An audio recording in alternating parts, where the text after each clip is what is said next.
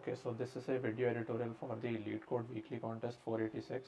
This one is going to be pretty short since I believe the ideas used in the problems were fairly atomic, and like much discussion isn't required. And obviously after the editorial, I'll add my live solve section so you can see how I struggled and how I came up with the solution in a live scenario during the contest itself. So the first problem is basically we are given an array, and we had to find the length of the minimum prefix after removing which the array gets sorted, right? So let's say for this array, it becomes strictly increasing after minimum prefix removal, after which the array becomes strictly increasing. So a method for this would be, obviously you go to an index. If we are at index I, we'll check for removing I elements from the left, right? And then from I, we'll check the array, and if it's strictly increasing, we'll return current I. And obviously at the last element, this would be strictly increasing, always strictly increasing, since it's just one element. So here, this is obviously we are going at every element and we are doing this check. So this is a n square algorithm, which won't work here since n is less than equal to 10 power 5. So here, what idea I leverage was, if I'm at the last element, this is obviously always sorted. If I go back one step, now consider an array, we are at index I, and we know the answer to I plus 1, right? And we know that the array from I plus 1 is already sorted. We know it's not my bad. By sorted, I mean it's strictly increasing. We know that the array from I plus 1 is strictly increasing, and we know the element I and I plus 1. So if nums I is less, if let's say ai is less than ai plus 1, and the array from I plus 1 is sorted, then we can also deduce that the array from I will be sorted as well, right? You can see this example here, since the array from this index, let's say I plus 1 is sorted, 6, 7 is sorted, and the array, and we know ai is less than ai plus 1, then the array from I is also sorted. So this recurrence idea gives us a DP solution where DPI will tell us if the array from the ith index is sorted or not. And obviously the base case is the last element is always sorted, so I just implemented this. We iterate at every element and we make the DP array, and then at every I, if DP is DPI, if then we go from the smallest index to the largest index, since we wanted to return the minimum, right?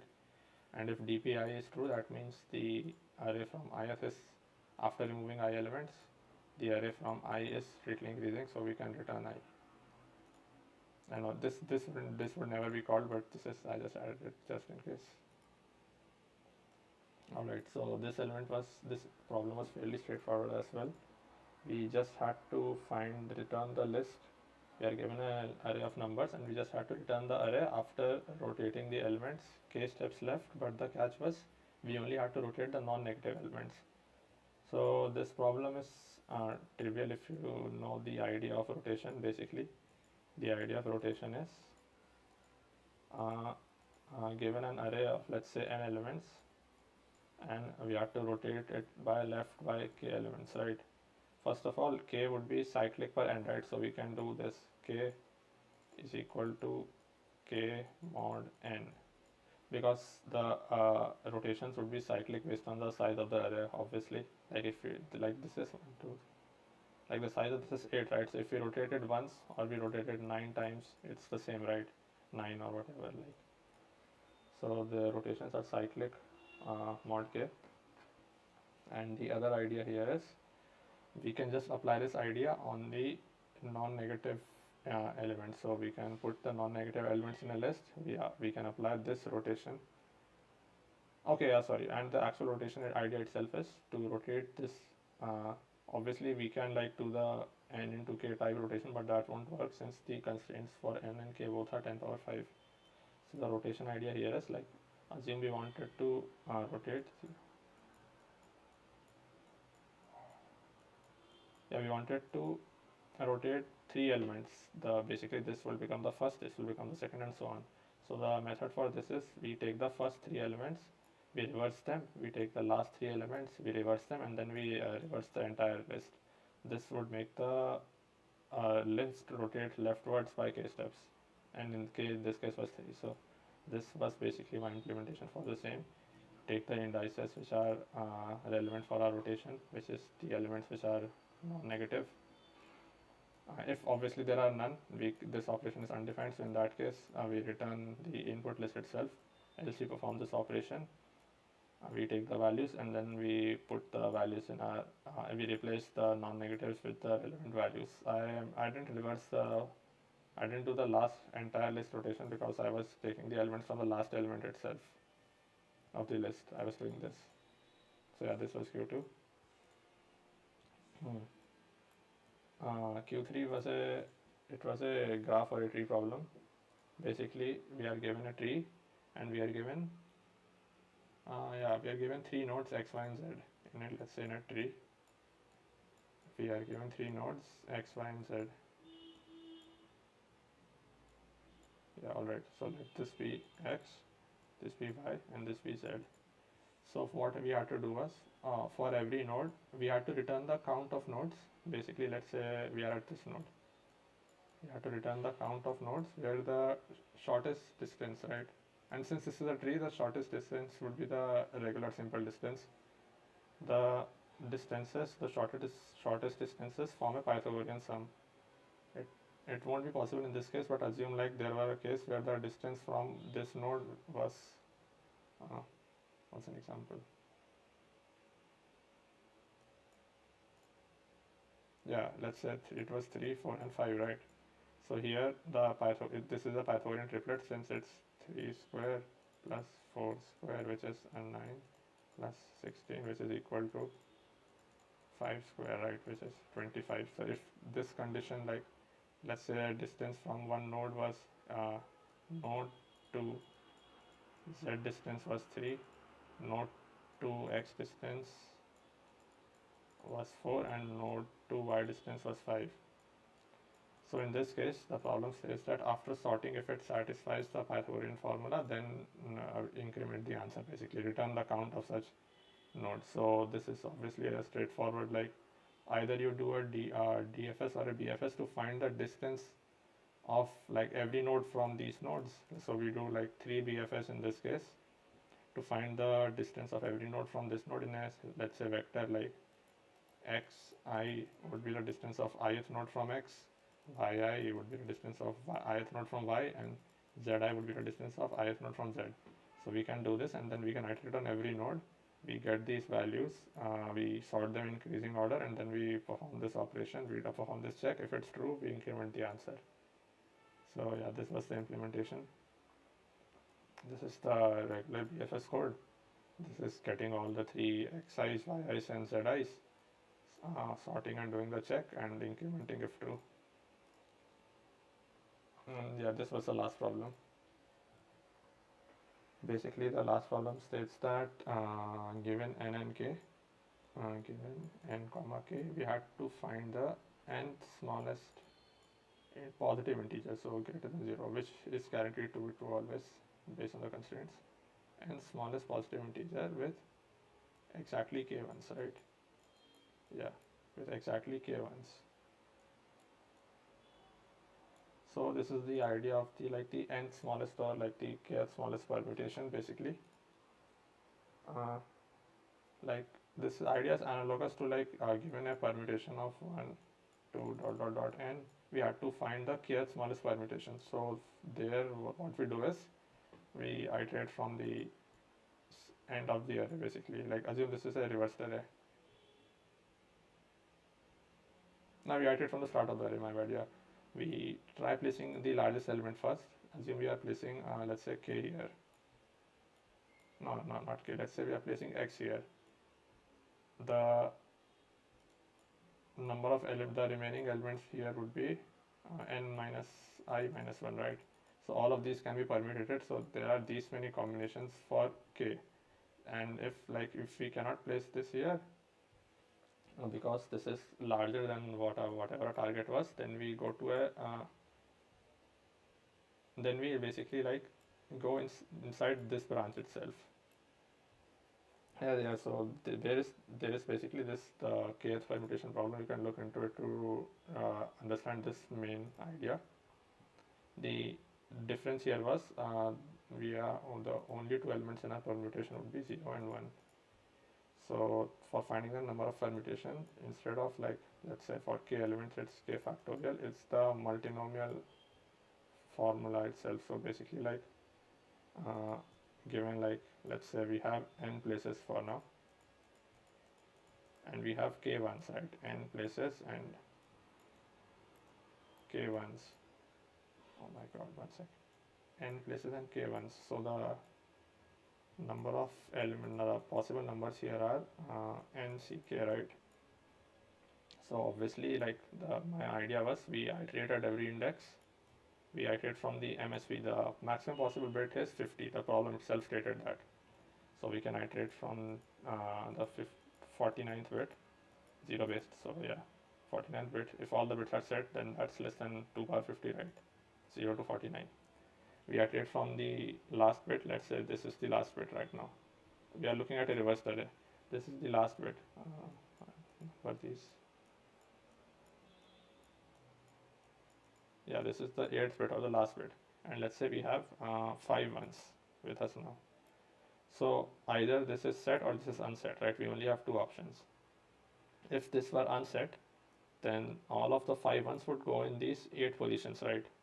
So here there would be 8 C 5 combinations, and let's say the target we were looking for was some number, not k, n, some number n. If n is greater than this 8c5, then that would mean that we have already exhausted all of our combinations where 0 was present here. So that means 1 is guaranteed to be present here, since first of all we only have two options, 0 and 1, and since 0 is not present in this branch because the number of combinations here is uh, less than the number we are looking for, so we basically have to put 1 here, and then since we have placed 1 here, we have to do n minus equal to, basically we have to decrement our target by this, the number we received here. So we do this operation, this becomes this, and we go to this branch. Now here let's say we try placing 0 here, we get 7. Again obviously since we place 1 here, this 5 becomes 4, since we have 1 less 1 to work with. So now this becomes 7c4, and now let's say this n is less than equal to 7c4. So in this case, that means placing 0 here is the current option, and we delve deeper into this branch. Like to understand this problem, you can, to visualize this implementation, you can basically assume these are branches, right? At every index, you have an option to either place 1, 0, you either have an option to place 0 or 1. If we place 0, we have these many options. If we place 1, we have these many options. Obviously, if the number of options here are less than the target we are looking for, that means we need to go here, right? So this is, and then we have to remove this from the number we are the nth number we are looking for, since these are already accounted for. So this was my implementation for this. I created an array. This is not required actually. You can do this as well. A is equal to 0, and then we just set this. One sec. We do this here. A, not A. And let it be res.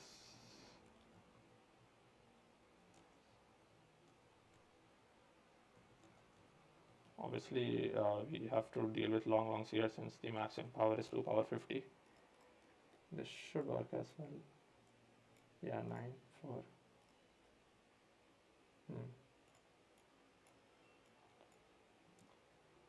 So yeah, this was my code at every bit. Obviously, if k is equal to 0, then we have nothing left, so we can break in that case. But now we get the options available to us, the nck, which I was talking about.